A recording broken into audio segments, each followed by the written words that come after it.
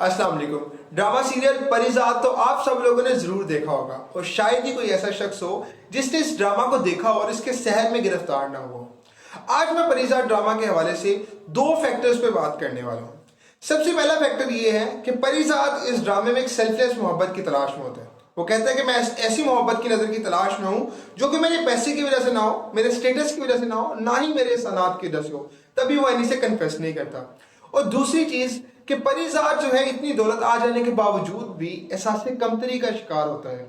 कहीं ना कहीं उसका जो पास्ट है वो उसकी जान नहीं छोड़ता और तभी वो इस ट्रॉमा का शिकार रहता है। आज हम इन दोनों फैक्टर्स की डिटेल में जाने वाले हैं, लेकिन उससे पहले मेरा सवाल आपसे ये है कि क्या आप बताएं कि इस दुनिया में सेल्फलेस मोहब्बत एग्जिस्ट करती है, हाँ या ना? कमेंट सेक्शन में अपनी राय का इजहार कीजिएगा और वजह के साथ बताइएगा किस वजह से आप समझते एग्जिस्ट करती है और किस वजह से आप समझते एग्जिस्ट नहीं करती। चलिए आप बढ़ते हैं अपने सीधा एनालिसिस की तरफ।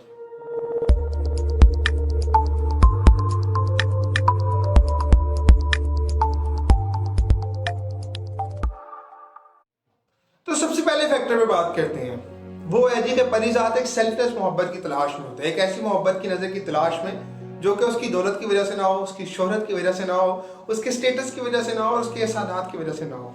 तो क्या ऐसा पॉसिबल है इस दुनिया में? देखें, पहले तो सेल्फलेस मोहब्बत को समझ लेते हैं। सेल्फलेस मोहब्बत का मतलब ये हो सकता है कि एक ऐसी मोहब्बत जिसमें आपकी अपनी जात इन्वॉल्व ना हो, आप किसी से अपनी जात की वजह से प्यार ना करते हो। तो क्या ऐसा पॉसिबल है?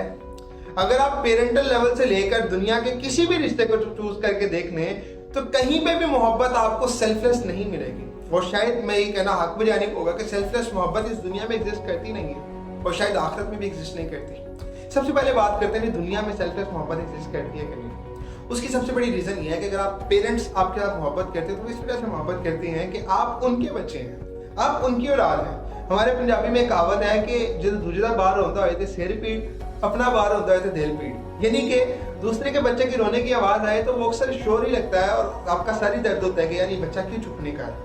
और जब अपना बच्चा रो रहा होता है तो शायद आपके दिल में तकलीफ होती है कि हाय मेरा बच्चा क्यों रो रहा है, इसको क्यों चुप नहीं कर रहा।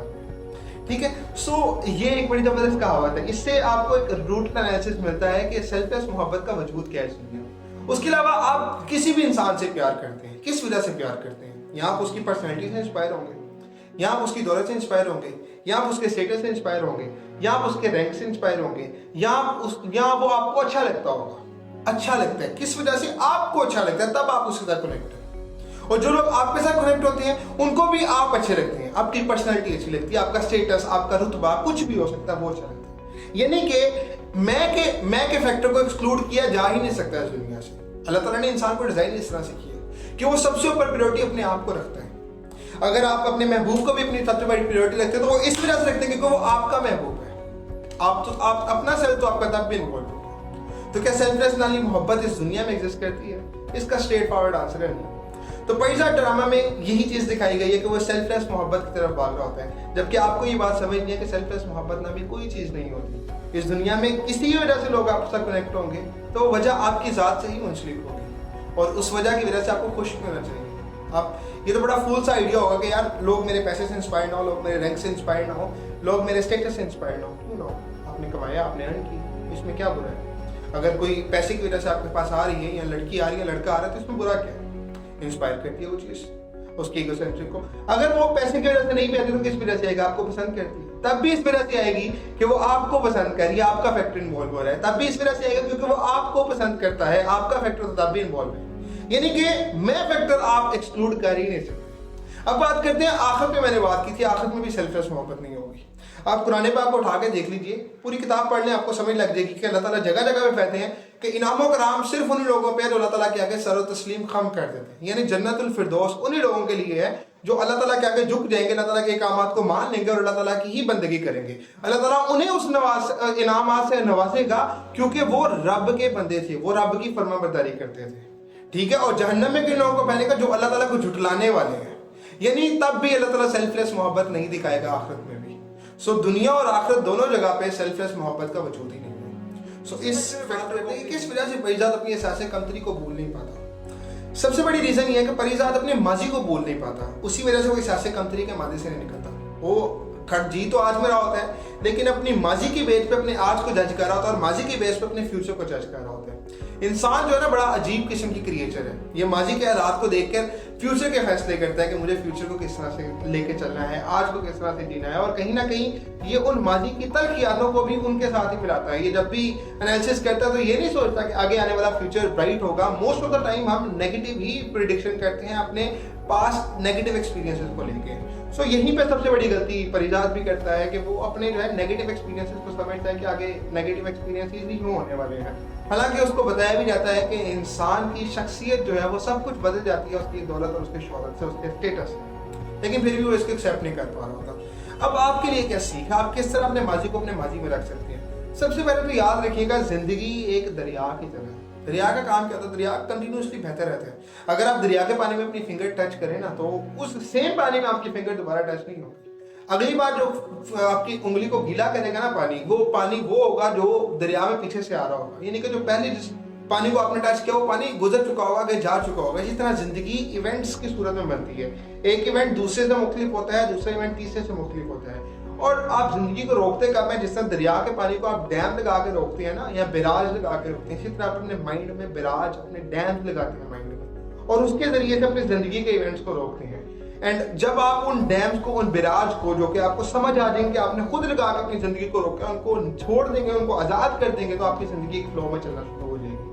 ठीक है, इसकी 2-3 एग्जांपल्स मैं आपको देता हूँ। एक मैं बड़े जबरदस्त साइकोलॉजिस्ट को सुन रहा था, उन्होंने एक एक्सपेरिमेंट कंडक्ट करवाया। उस एक्सपेरिमेंट में क्या किया, उन्होंने पानी की बड़ी बोतल्स ना एक इंसान के हाथ में पकड़ा दी, दो बोतल उसके दोनों हाथ में पकड़ा दी।